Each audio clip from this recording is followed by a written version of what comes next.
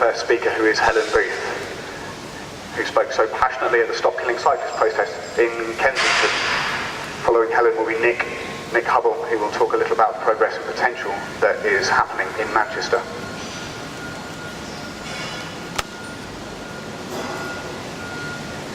After which Krishan will sing a song.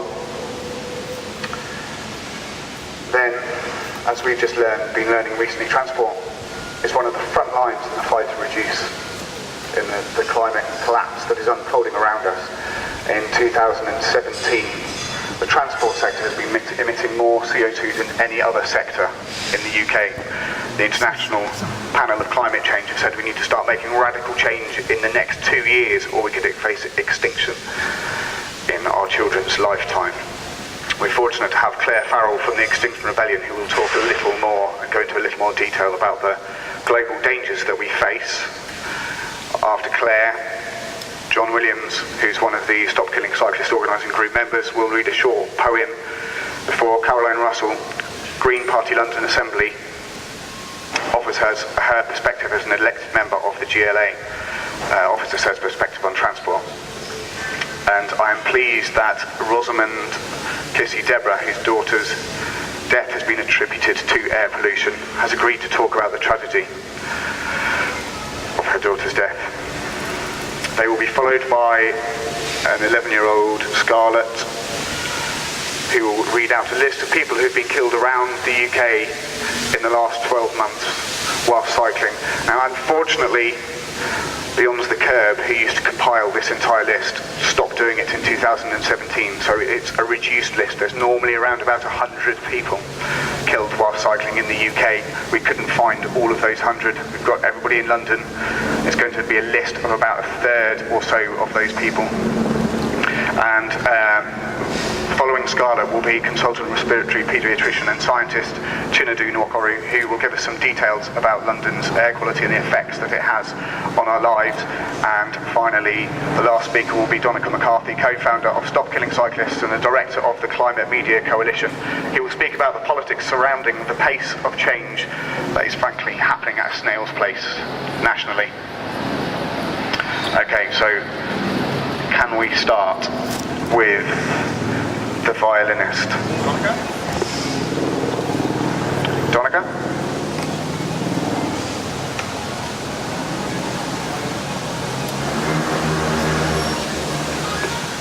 Okay, is Shem here?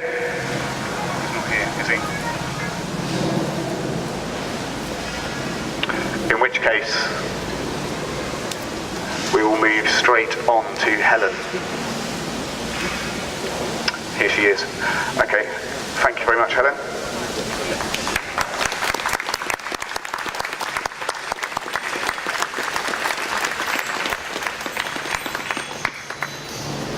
So, in January 1990, as a young...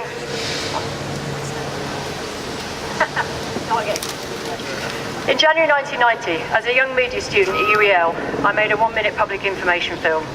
You've probably guessed already, it was about cars. I showed the UK gradually getting covered in NCP signs. The last frame showed NCP turning into the words, "No car pollution." I couldn't have imagined that almost 30 years later, I'd be standing here making the same point. This year, around 50,000 people will die in the UK because of our polluted air. 9,500 of them here in London.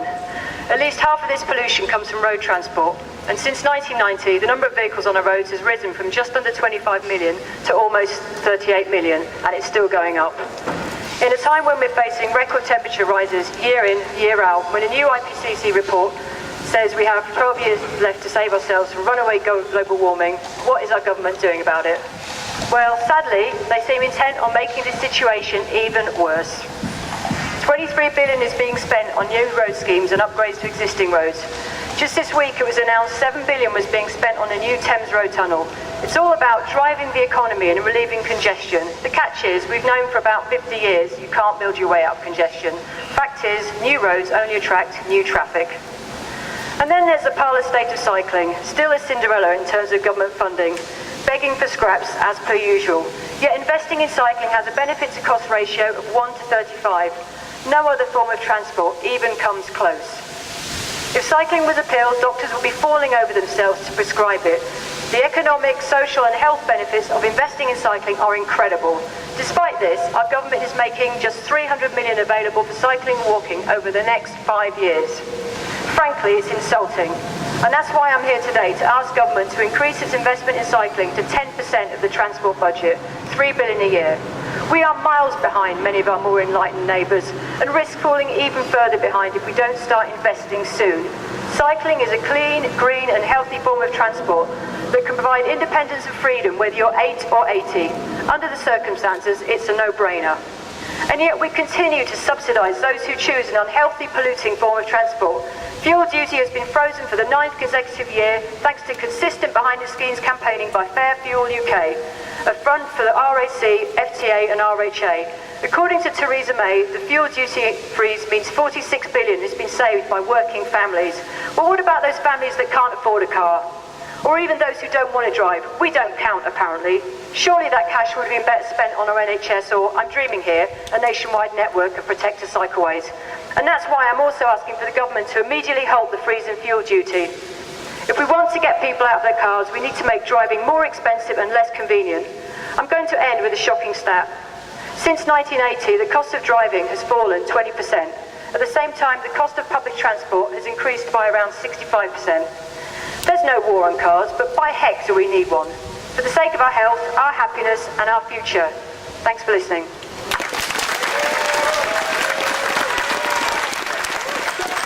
Thank you very much, Helen. And now I'd like to introduce Nick Hubble, who's come down to talk to us from Manchester.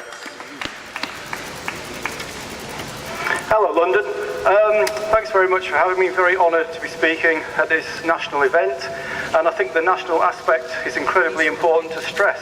You know, as a non-Londoner, as a northerner, you know, it's important to remember that most people in the UK don't actually live in this magnificent capital of ours. But when we look at investment, it's often London that attracts most of it. We've heard in the previous talk about transport investment generally. It's also true when we look at cycling investment. For years, you know, we've looked on as London has attracted, you know, more and more cycling investment, the cycling superhighways, the mini Hollands, the quiet ways, the bike share scheme. These are all things that you don't find in many other places. And every time I come back, cycling looks more and more like a natural part of the transport mix here. London is well on the way to becoming a cycling city compared to a lot of places in the UK. So for out there in the provinces, we've been fighting for crumbs from the table. You know, now and again the government will bung us a few quid and we'll build a scheme here or a little project over there, but they don't join up, and they certainly do nothing to kickstart the mass cycling boom that we need if we've got a cat in hell's chance of tackling the issues we're talking about today: pollution, congestion, public health, and potholes. All of these things all part of the same complex. So what we're actually seeing is places across the UK taking unilateral action, creatively using funding streams and budgets that already exist to feed into active travel schemes. So, you know, we all know Bristol and Cambridge have a track record in this, but we see in Glasgow, Edinburgh upping their game. Places like Cardiff, Leicester, and Newcastle are all getting on the active travel agenda. And now, I'm from Greater Manchester, and those of you who follow this kind of thing will have heard that Mayor Andy Burnham, a former Health Secretary, is coming at this from a public health angle. He's appointed Chris Boardman, former sportsman turned campaigner, and he's now the Cycling and Walking Commissioner in Greater Manchester. And he has the lofty ambition of putting in place over the next 10 years 1,000 miles of walking and cycling network that every citizen of Greater Manchester can access, so that we all start turning to walking and cycling as the default choice for short trips. So those of us who live in these places, you know, we're incredibly fortunate that the people who hold the purse strings and make those decisions are actually moving in the right direction. But these things, they shouldn't be a matter of luck. These things, they're a fundamental issue around quality of life. Nobody should be expected to breathe poisonous air as they go about their day-to-day business. Nobody should take their life in their hands to cross a road near where they live or get on a bike to make a trip of a few miles. And absolutely nobody ever who starts out a trip on a bike should end up in a body bag before they get to their destination. However, this is happening.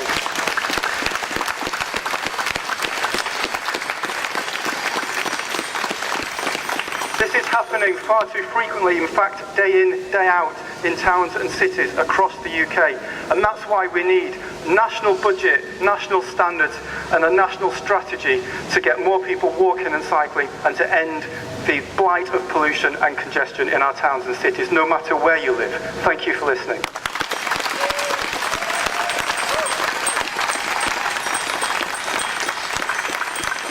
Thank you very much, Nick, offering a perspective, a national perspective from Manchester there. Okay, next we have Krisha here, who is going to sing for us before the next speaker.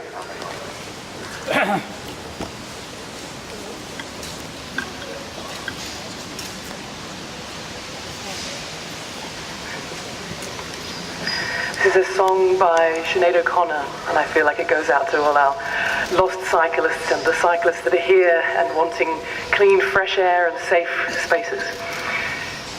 In this heart lies for you a luck born only for you, who sings only to you. My love, my love, my love, I am waiting for you, for only to adore you. My heart is for you, my love, my love, my love. This is my grief for you, for only the loss of you, the hurting of you.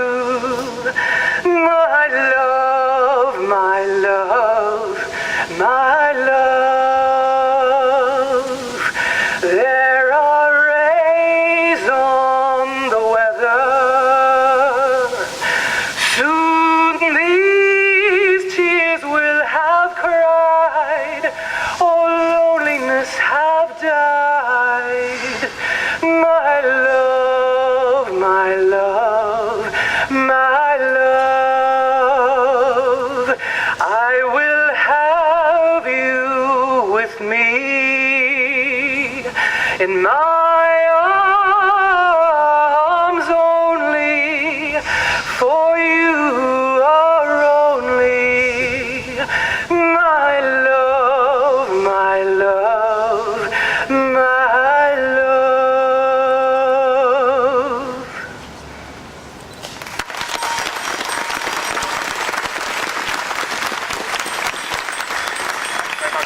Thank you very much, Krisha. Okay, so next up we have Claire Farrell from the Extinction Rebellion to go into a little bit more detail about the climate catastrophe that is unfolding around us at the moment. Here you go, Claire. Thank you. Thanks for coming, everybody. It's a privilege to speak to everybody. Okay. So, I think that now that human beings appear to dominate the natural world, we think that maybe we're not part of it anymore.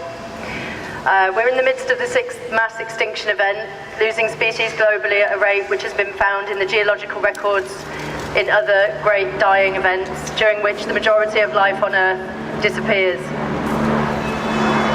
We know that our actions are going to lead to the collapse of what supports us, and our inability to change course can lead us to hell on Earth. We're well on the way. If we obey this society, we're accepting its trajectory. Should we choose to change the direction we're headed in is the question we're asking. If we choose to reject this terminal prognosis, we choose to change ourselves, and we choose to courageously change the world around us. We choose to repair ourselves as we make up the fabric of this society. When the potential for a beautiful and bountiful future is declared to be nonsense, if we allow that to pass, we're accepting poisonous air, poisonous water, a world so toxic that it is damaging the unborn, and a future in which we do not know if our children will have access to food. When we allow there to be a narrative of we can't change, we condemn our children to watch war and famine engulf their brothers and sisters all over the world, and we condemn them to a life where they will never meet the animals in their storybooks. Our beliefs about what is possible will shape the course of history. We know that our experience of the coming climate breakdown will be non-linear and our common future is unpredictable. Science is showing us that we're firmly on course for an increase in temperature so great that we will lose coastal cities. We'll see vast swathes of rainforest die back and burn, and unquantified reserves of methane spill out from melting permafrost.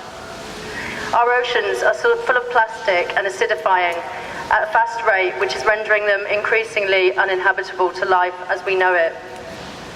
So I wonder if it is possible now, with the heat waves and the floods and the fact that this summer the world was actually on fire, to ask that people step up not for the future, but because the present is already so close to that hell on earth that we think we're defending the children from.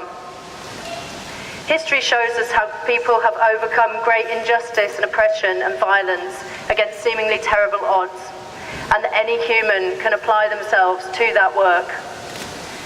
Creative and peaceful acts of refusal can lead to new ideals of equality, justice, and make opportunity for different outcomes. Self-education and critical thought are imperative. We need to show ourselves the leadership that we need.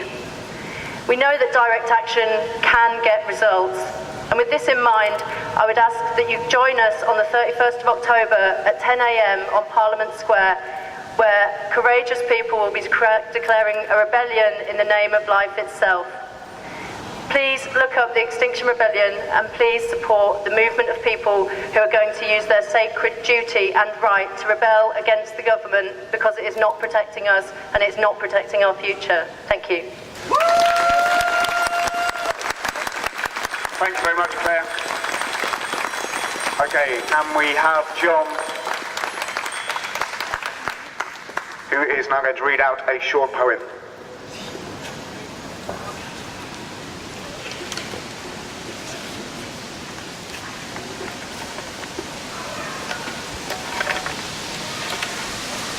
Hi there. I'd just like to say a big thank you to everybody for turning up.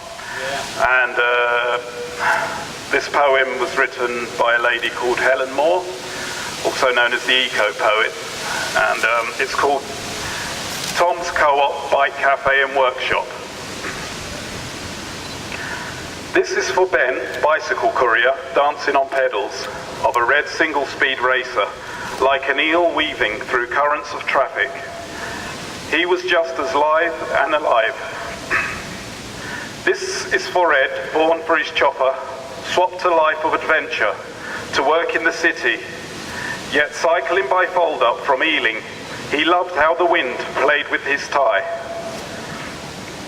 This for Jory and her chipped green rally, handlebars decked with poppies, and an old Dutch bell which tinkled silvery and warm as her laughter. This for young Bobby in 1930, mounting a sunbeam, who still at 90 with rheumy eyes and trouser clips trundled to the pond with sliced white for the swans. This for Anna, learning at 40, life begins. She called Circle in the Park with her cheerful instructor. I feel like I've died and gone to heaven. This for Al, who dismantled her racer one Christmas, bike parts decorating the kitchen. She spent days tattooing a delicate ivy design. This for Charmaine, too skint for the bus, too jittery to cycle the 3 miles to college. Trucks thundering past locked her indoors, missing her placement, eating instead. This for Tash, aka Lady Godiva, astride a black Triumph on a naked bike ride. All vulnerability was belied by the slogan, "Less gas, more ass," scrawled on her back. This for Dan, dressed in a tiger suit, puffing with the unicycle up a steep hill, cheered by crowds from the sidelines. Dan the Man raised a grand to save the tigers in China. This for Leon, who twice tandemed round Britain, dreamt of motorways for cyclists and wildlife, saw the petrol car as the new dinosaur. This for Tom, beardy mechanic and road race champion, one-time member of LA's Midnight Riders. Tom's co-op, bike cafe and workshop was founded for him and is dedicated to every unknown traffic victim. Thank you.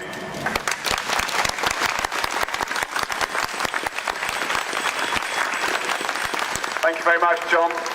And next we have Caroline Russell, Green Councillor and GLA member. Thank you, Casper.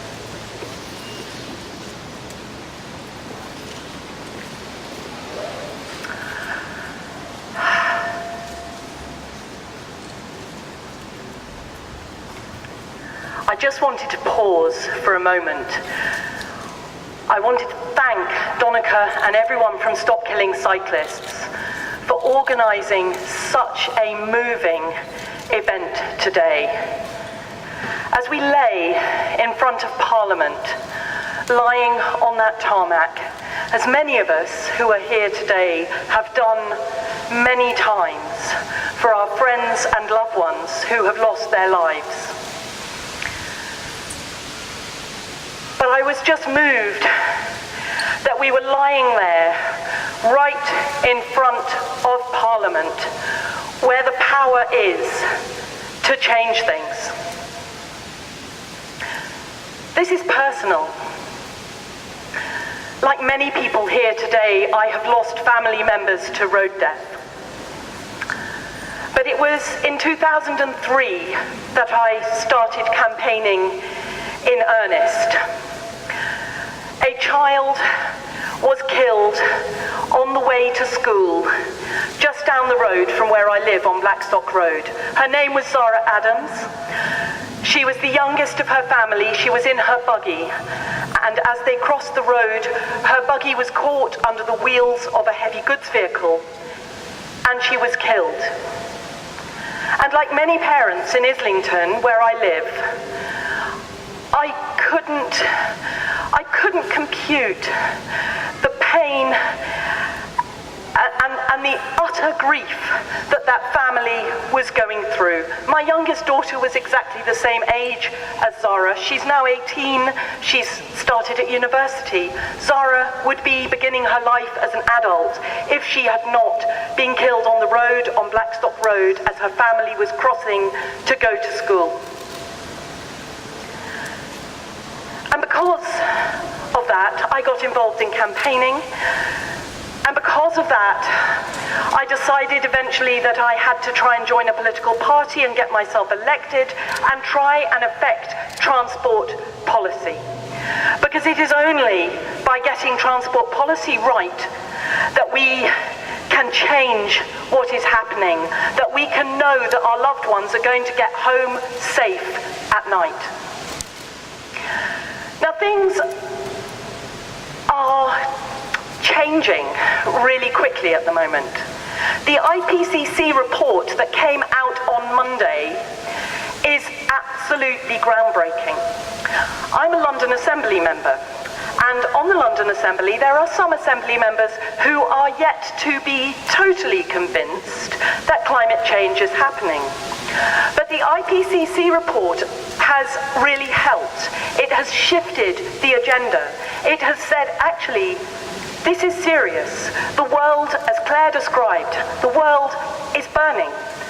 We had fires in London on Wanstead Flats that were the worst grass fires that the fire brigade, the London Fire Brigade, has ever encountered since it began about 100 years ago, or not quite sure what the number is, but it's that kind of length of time.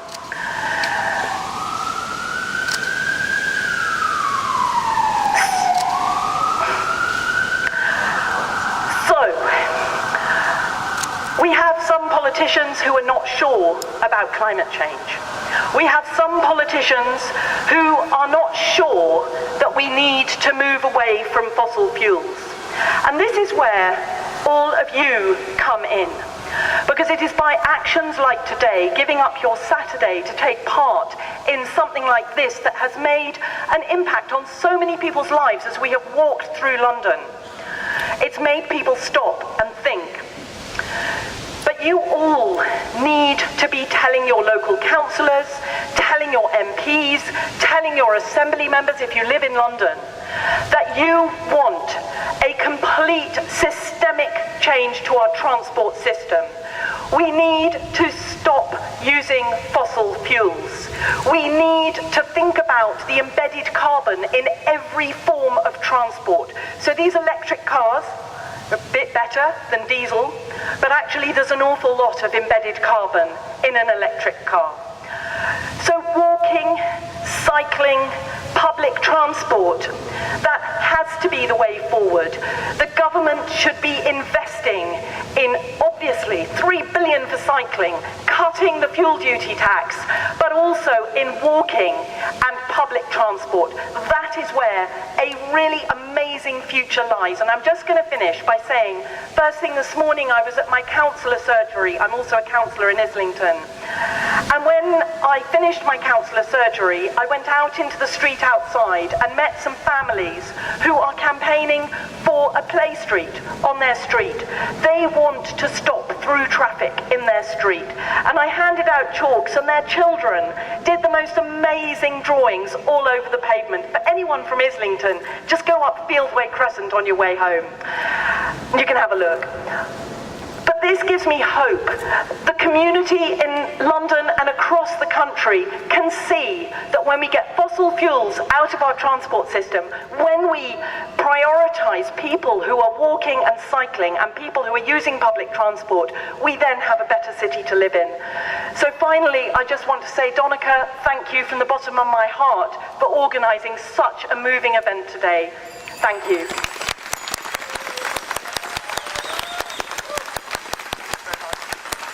Thank you very much to Caroline Russell. Okay, next we'll have young Scarlett, 11 years old, who is just about to read out a compiled list of people who have been tragically killed this year in road traffic violence. Susanna Bull, 32, Birmingham. Paul Garrett, 54, Cardiff. Paul Laycock, 73, Durham. Matthew McSeveny, 43, Isle of Man. Jack Berry, 26, Cardiff. Peter Harris, 82, London. Maria Bittner-Glundich, 55, London. Peter Fisher, 67, London. Shane Murta Hammond, 34, London. Soren Arlo, 38, London. Hilda Denham, 68, London. Antonio Marchesini, 52, London. Peter Wright, 73, London. Edgar Sepura, 37, London. Oliver Spake, 46, London. Frank Curley, 80, London. Darshan Singh, 86, London. Stuart Milne, 44, Cambridge. Richard Gardiner, 32, Southampton. Dr. Tony Whitten, 64, Cambridge. Leonard Finch, 86, Sudbury. Ben Greenslade, 30, Wickford. Michael Seminara, 71, Carlisle. Joseph Eric Park, 74, Milnthorpe. John Williamson, 47, Kirkhill. Zoltan Domitol, 34, Newmarket. David Leighton Thomas, 55, Bowen. Ryan Willoughby Oakes, Coventry. Michael Jarnock, 30, Shrewsbury.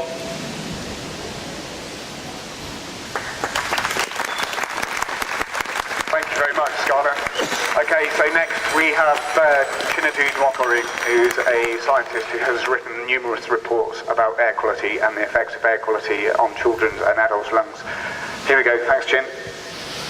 Thanks, Justin. Taken so many photographs, I can't find my actual tool. Close enough? Can you hear me? So, Firstly, thank you, Casper and Donica, for inviting me to speak. I want to say thank you to the family of Tony, who I've been standing very close to, and my heart breaks. I can't. And thank you to all of you. And thank you to the lady who I think will follow me. So I'm a cyclist. My wife is a cyclist. My 4-year-old daughter is a cyclist. My 1-year-old will be soon if I have anything to do with it. I'm also a London consultant in children's lung disease and a scientist with an interest in air pollution and lung health. You've heard a lot already, and I could bore you if I had a PowerPoint presenter up here. But there's ample evidence that air pollution damages the lungs, particularly those of children. It stunts the growth of their lungs. But even when you're an established adult, if you move from a high pollution area to a low pollution area, the natural drop in your lung function is arrested. There's population data showing spikes in visits to the emergency department, to A&E, for heart attack, for stroke, for asthma attacks, even for premature labour, related to spikes in air pollution. That's not made up, that's real. It actually costs you money. It's remarkable. You've heard that tens of thousands of us die early every year due to air pollution.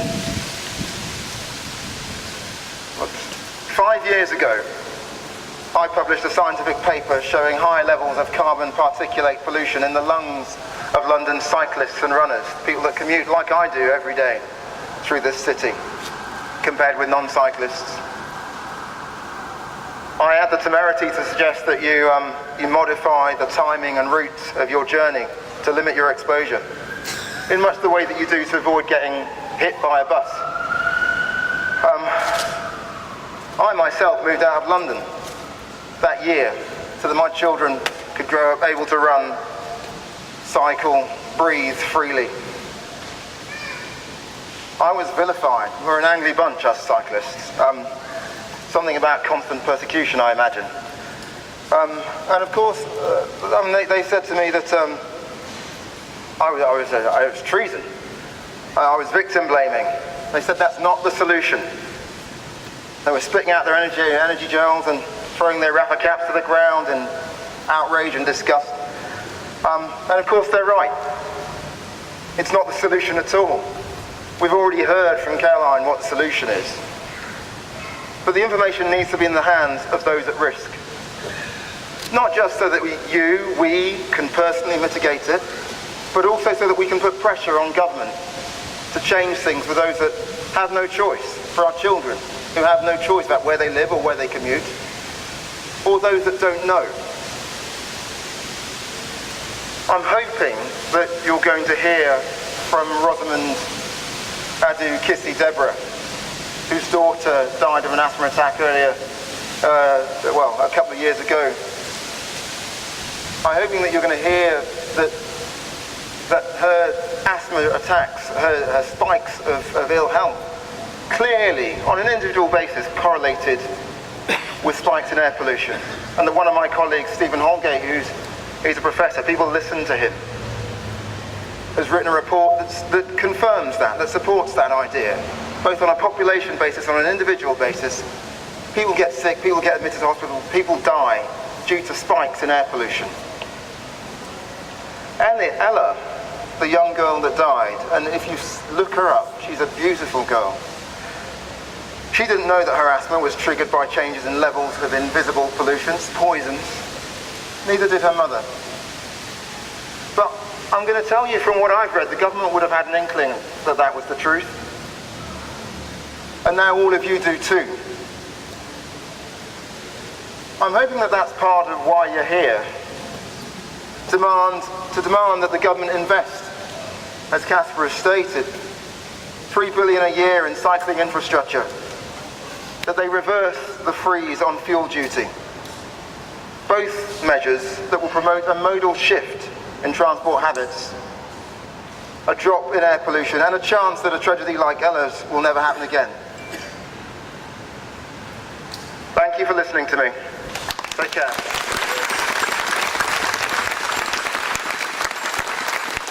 Thank you very much, Kit. Okay, we're going to have a short impromptu speech from Andy, who's a relative of somebody. A relative of Tony. Okay, here we go. Here you go, Andy. Hello, everybody. I've often been accused of standing on a soapbox on Facebook. Now I'm actually on a real one, so that makes me laugh.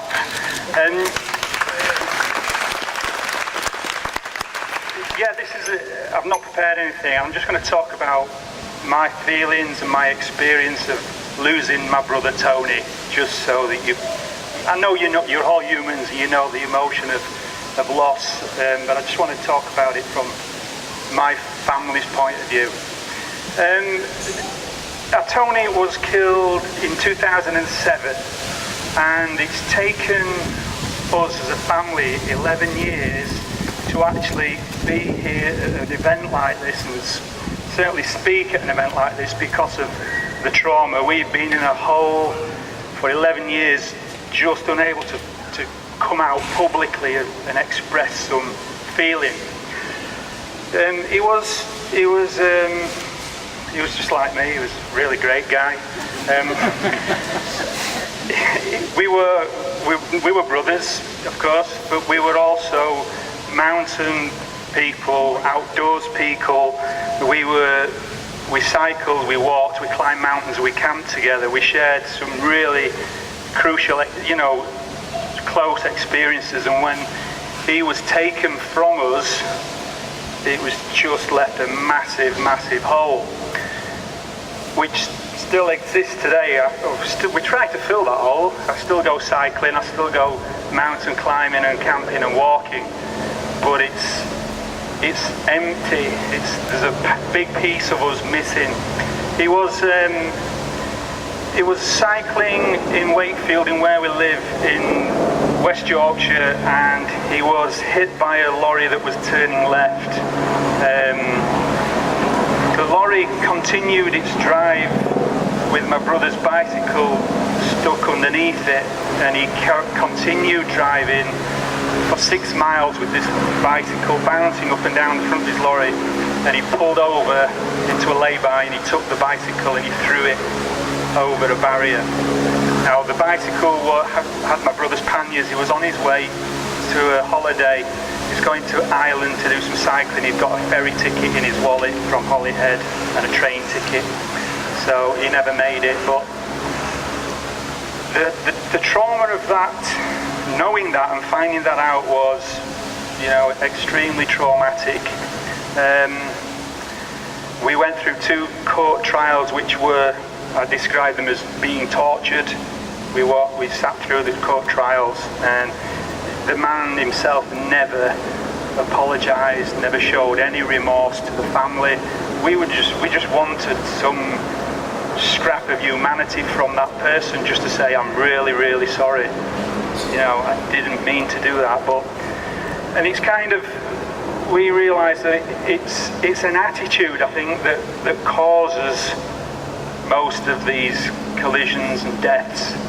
It's an attitude in people. It's not a vehicle that killed my brother. It was a person in control of that vehicle that killed my brother. And the attitude that people have, and some cyclists, we do get into arguments, we do get into confrontations. We have to defend our space on the road, and that's how it feels. You have to defend your space on the road and defend your life. But I don't know. I think we need cycling infrastructure. We need safe spaces for us to cycle.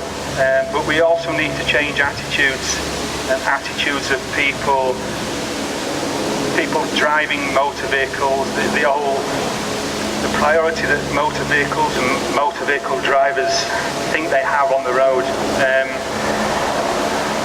I don't really know how else to change that, other than that when I'm cycling, I try my best to notify the people, the other road users, where I'm going. I try to make eye contact with motorists, and I try to make sure that I'm visible. So to be given this opportunity, I really thank Donica and the Stop Killing Cyclists. I've been on the Stop Killing Cyclists page for a few years now, just not daring to come on an event like this, but now we're here, and I feel that you people in London are doing an amazing job, and it's so inspiring to see how London is changing and the campaigning that you all do. And I echo the gentleman from Manchester who said, we need more of it in the north, and we do. Come to the north as well. Yorkshire's a fantastic place for cycling.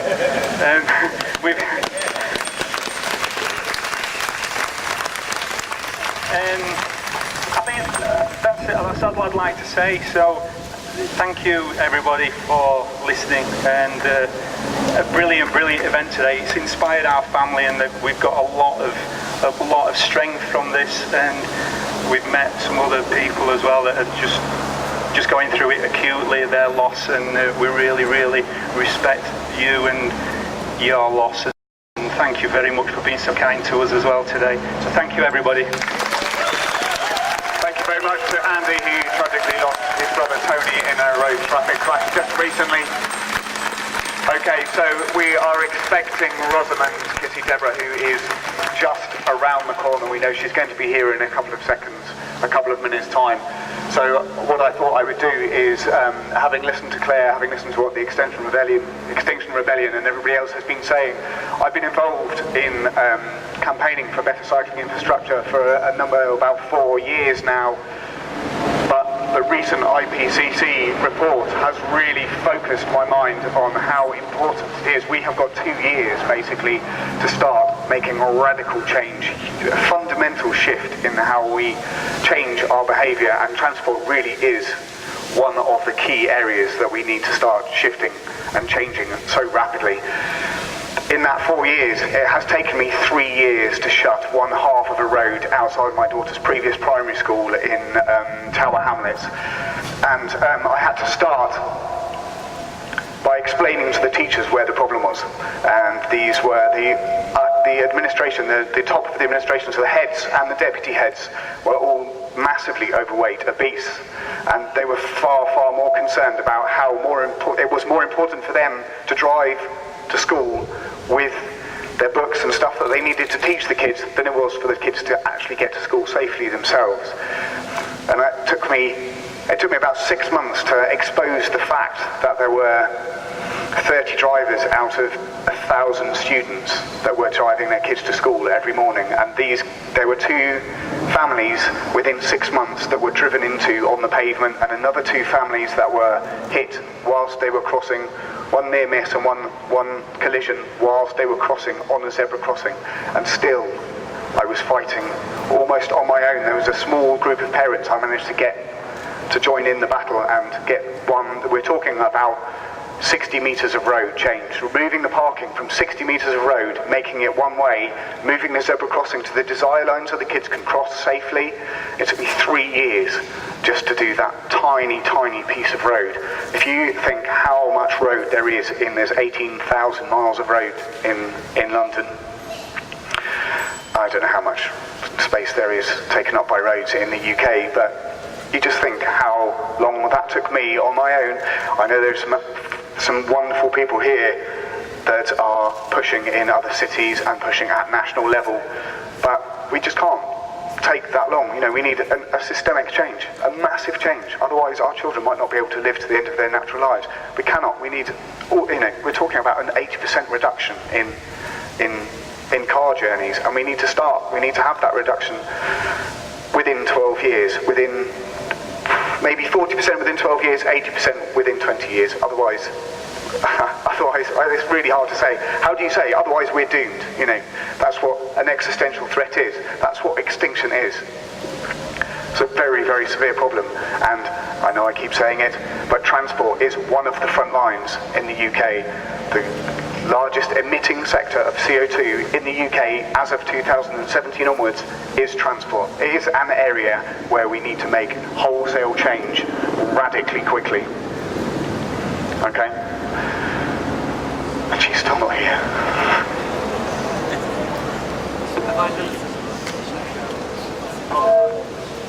I've been saved. You've been saved by more of me by the violinist. Shem, the violinist, is here, who is going to play.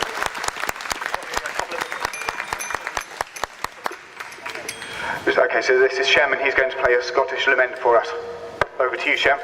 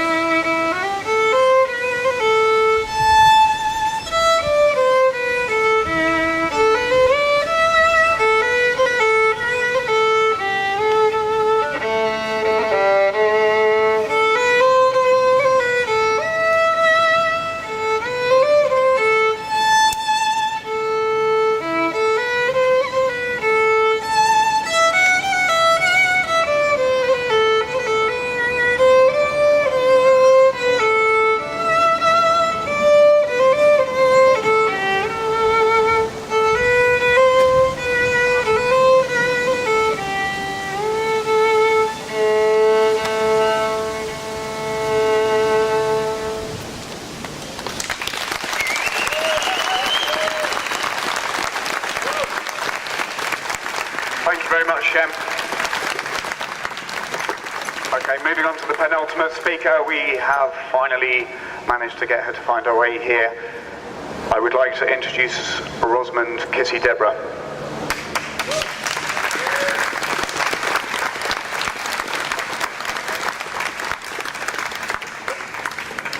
Can I firstly apologise for being late? It's part of my role at the moment. This morning I went to see a school in my local borough that they're planning on moving onto a main road, and you can probably understand why that is very close to my heart. I'll just explain for those of you who don't know me.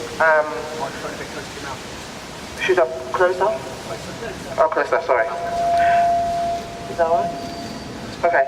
I am a mum of 3. My children love or loved cycling. I'm a secondary school teacher, but now I am an asthma educator. I'm a breathing well champion.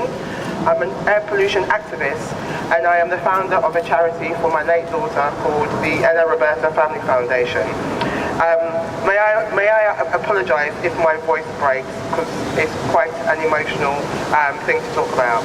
I was invited here for today to come and talk to you about one of the things that is killing cyclists every single day. Currently this year, 11 people have been killed while cycling. Last year there were 13, and in 2016 there were 9. Every year in the UK, around 100 cyclists lose their lives on the road. On top of having to worry about drivers every day when you get onto your bikes, something that you can't see with the naked eye is also killing you. In our house, we actually call this thing the silent killer. So if you are not mad about the silent killer, hopefully after I finish speaking, you will start to be incredibly mad about it. It is something that you can't see, but it doesn't mean that it is not killing you slowly. This silent killer is called air pollution. Every year in the United Kingdom, it kills 40,000 people prematurely. 9,400 of those deaths happen here in London. And what I want you to think about is how many of those 9,400 of them are cyclists. Do you know of any cyclists who are really fit, but suddenly they've had a heart attack, a stroke, they don't smoke, but suddenly they've got lung cancer? Air pollution causes all these, including asthma attacks, and even now, researchers have told us it contributes to the onset of dementia. My late daughter, Ella, who died in 2013, she was 9. She lived in South London all her life. She loved cycling, she was obsessed with her bike, skateboarding, footballing, dancing, and everything a 9-year-old. She was basically good at most sports. At her inquest in 2014, the pathologist said, and I quote, Ella had one of the worst cases of asthma ever recorded in the UK. But the question I ask you is why? And that is why I am seeking another inquest.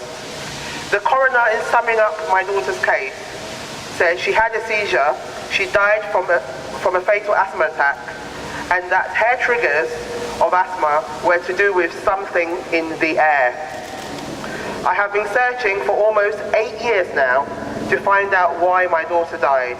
She was extremely healthy, but she became chronically ill overnight. She survived a coma 3 times, but just over 2 years, she finally had a cardiac arrest and died.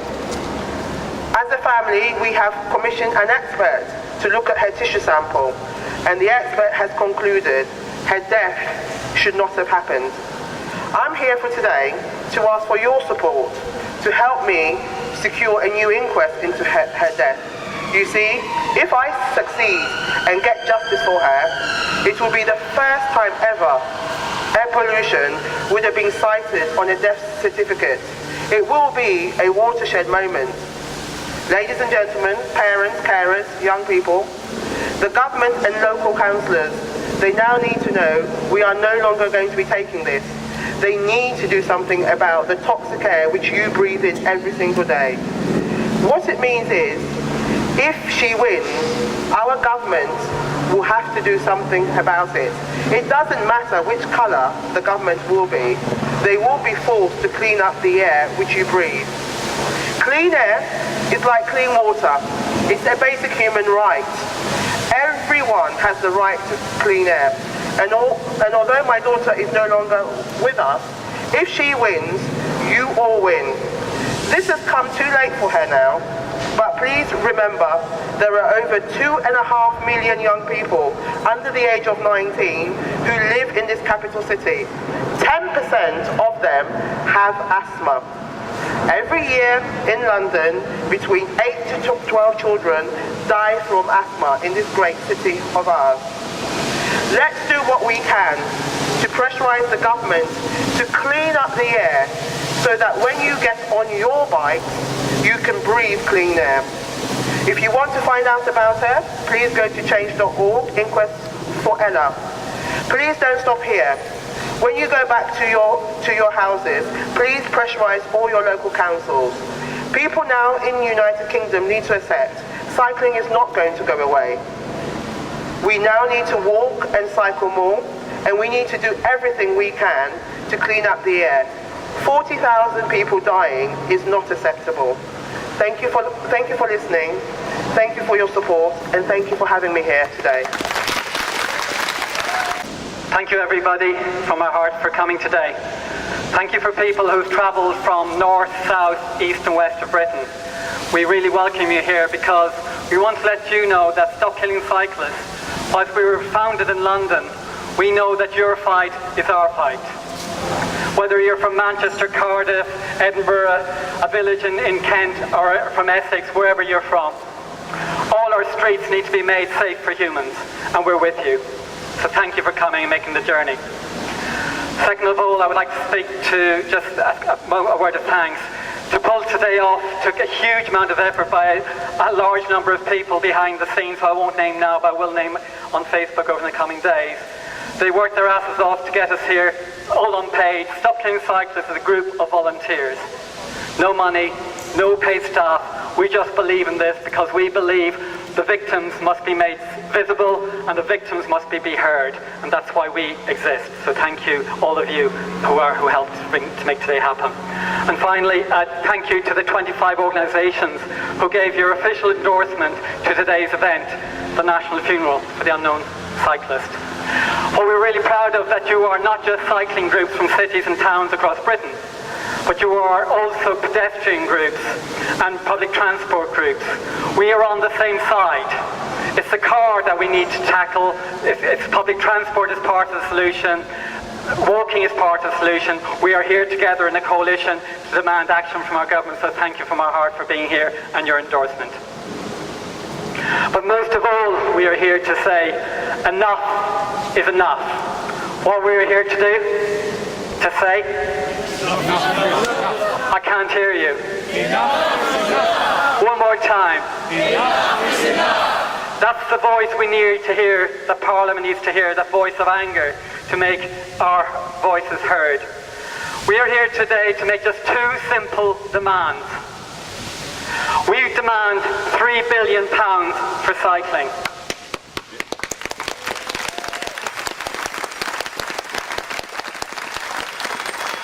One of our top targets of Stop Killing Cyclists is we want the word billion to become from the voice of active travel campaigners and cycle campaigning groups. We are fed up of talking about a million here, a million there. People think a million's a lot of money. I'm sorry, in today's world, when you talk about 30,000 million is the budget of the Department of Transport, 7,000 million is the budget for one bridge across the Thames, 7,000 million is the budget for a new road in Herefordshire.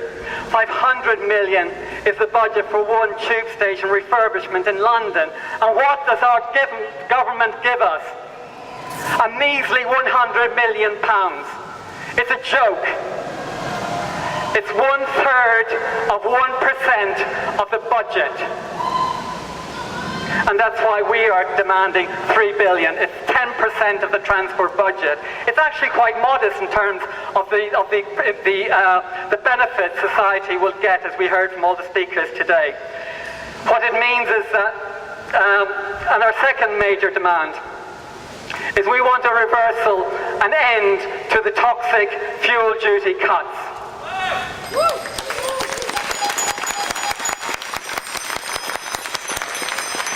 In the last 6 years alone, £48,000 million has been handed back to car drivers and the motor lobby. 48,000 million. As people died on our streets, as our NHS suffered from lack of funding, as social housing fails to be built, our drivers demanded £48 million back, and FFUK, the organisation who's a front for the Road Haulage Association, is out there lobbying year after year to make sure that that cut happens year after year, and we and our people here and their lives across Britain are paying that price. We say, enough is enough. What do we say? Enough is enough. Thank you. In the last number of years, whilst they cut toxic fuel duties, public transport costs over the last, since 1980, went up 65%. We're supposed to be encouraging people out of cars, onto bikes, walking and cycling, and it's gone up 65% under government policies. Whether it's Labour, whether it's Tory, or whether it's Lib Dem coalition, all of them, it's happened under their watch. And under that time, the cost of cars, driving cars, went down 20%.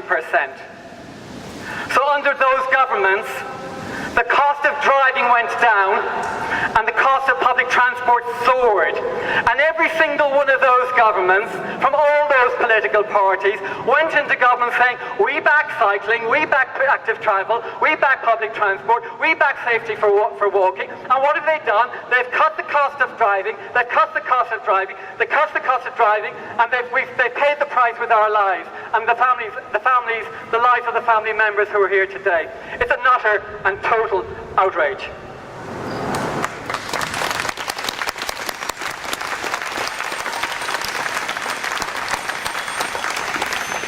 We've heard for years and years and years, all of those of you who are on Facebook, all of those of you who are on Twitter, those of you who have been listening to the people talking heads on BBC or ITV or other, you hear the words, oh, there's a war on the motor car. Oh, woe is thee, the war on the motor car. These poor two-ton metal boxes, God help them. Victims of what? Victims of government benefits. Billions of years, that's what they've been, billions of years of grants to them. And what has happened to us? We have ended up for a world that is on fire. Transport is the single biggest cause of climate change emissions. 3 weeks ago, the UN General Secretary announced an alarm call to the planet. The UN General Secretary said, unless we radically cut carbon emissions radically within 2 years and start the process drastically, societal changing drastic, humanity faces extinction. That's not a climate campaigner saying that. That's not a bicycle campaigner saying that. That's not a beautiful tree hugger saying that. That's the UN General Secretary announced an alarm call to the planet that within 2 years, unless we radically cut carbon emissions, humanity faces extinction. 3 weeks ago, I attended a talk by the head of the Environment Agency. He said at the rate we're going, by 2040, 1 million species would be extinct. That's 22 years' time. The IPCC on Monday said unless we take radical action, we could pass the dangerous 1.5 degree centigrade within 12 years. 2030. We're in the middle of an awful, mind-boggling planetary emergency. And these people here who are marking, those family members, are the canary in the mine shaft. They are the dead who've gone before us. How many millions will follow in their path because of the culture of the car? My friends, there is no war on the car. There's a war on humanity.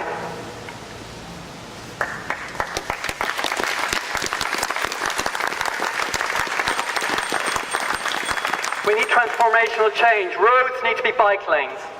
Car factories need to be bike factories. And oil corporations need to be solar corporations. But I want to share 2 short stories with you about why I went to the organising committee of Stop Killing Cyclists and said, I would like us to stage today's funeral. And they're difficult stories to tell. The first story is when, as an environmentalist, I was in the BBC studios just around the corner from here, waiting to do an interview about my home, which is solar powered. And in the lobby there was a half a dozen men. They're always men. Half a dozen middle-aged white men who were lobbyists for FFUK. And what were they there for? To tell the lie that the government was going to raise taxes on fuel duty. And there's a multi-million-pound programme going on day after day, week after week, preparing for the budget to make sure that the Lib Dem, Tory or Labour ministers who are in charge will cut fuel duty again this year. And they've succeeded year after year after year. And there is no environmental groups out there protesting or demanding, let's stop these people. And I swore to myself, we must do something to counteract FFUK. And that's why I went to Stop Killing Cyclists and said, we at least must try to make that voice heard and make another alternative voice to FFUK heard. And a friend of mine said to me, Donica, when I was stressed about today a couple of months ago, freaking out about it, he said, look, if you just take the hearse and the symbolic coffin and 6 people walk with you, and you deliver that message to Parliament, at least we have done something. And thank you, David, for that encouragement.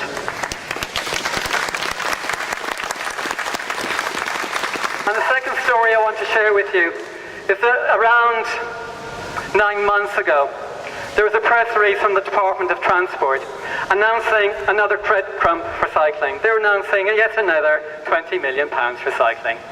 With a press release saying, we want everybody to cycle.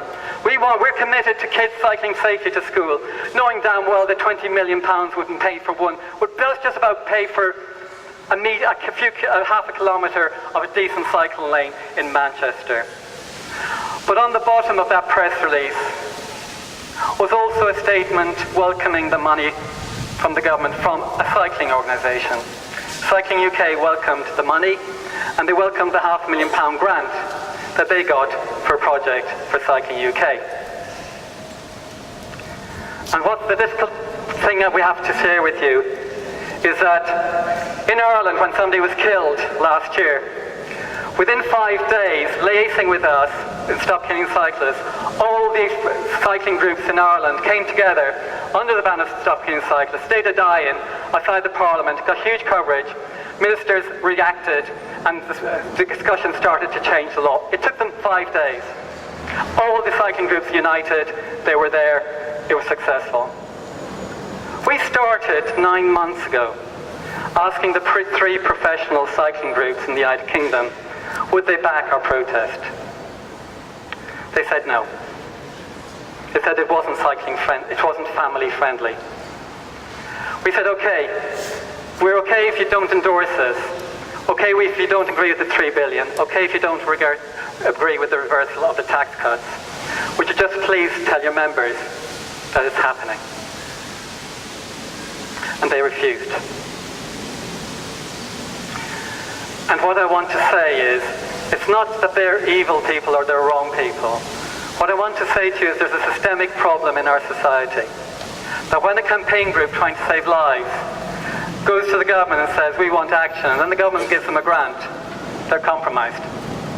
We can't allow our campaign groups to be compromised by government grants.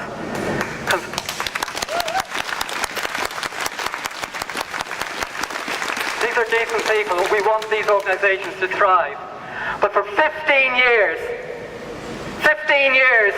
the government has cut the fuel duty on cars. For 15 years, they've given breadcrumbs to cycling. For 15 years, there hasn't been a single protest by those 3 groups decent at national level. And I don't know about you, but I'm damn angry. And I think we need to be angry, because enough is enough.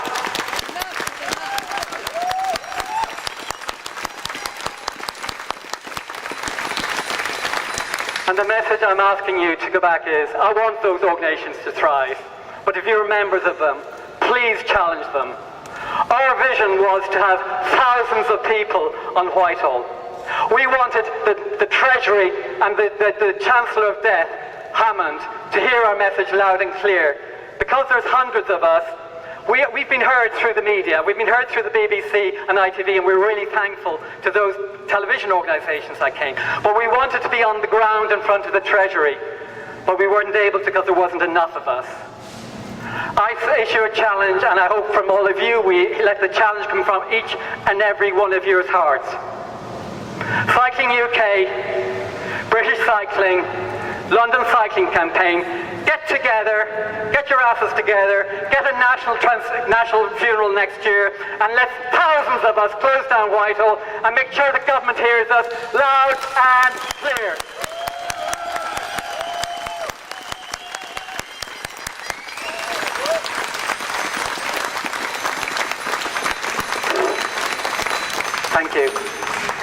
I always like to finish to remind you, we have made very clear from the speakers today the emotions of how we've come today. We know about the tens of thousands of people whose lives we're respecting today. We haven't mentioned the hundreds of thousands, if not millions, of people who are living with asthma, diabetes, crash injuries, disablement from crashes, diabetes, pollution. There's 5 million suffering from diabetes. There's 5 million suffering from asthma. There's hundreds of thousands of people disabled. We are here today on their behalf as well. But finally, we always like to remind you the positive, the extraordinary positive that cycling and walking has to offer our societies. What has society to gain if they invest the $3 billion? We get healthier lives. We get longer lives. We get safer lives. We get less diabetes. We get less cancer. We get less asthma. We get safer streets for cycling. Our kids are able to play on the streets again. We get no climate change. We get no extinction. We get no more Ellas. My friends, we're here on a fight. We're fighting for our lives. We're fighting for our kids' lives. We're fighting for life on our planet. But we know cycling has a huge positive answer to those challenges. So I invite you, at our final moment today, to say 3 cheers for cycling. Hip hip! Hip hip! Hip hip! Thank you. See you at the Treasury next year.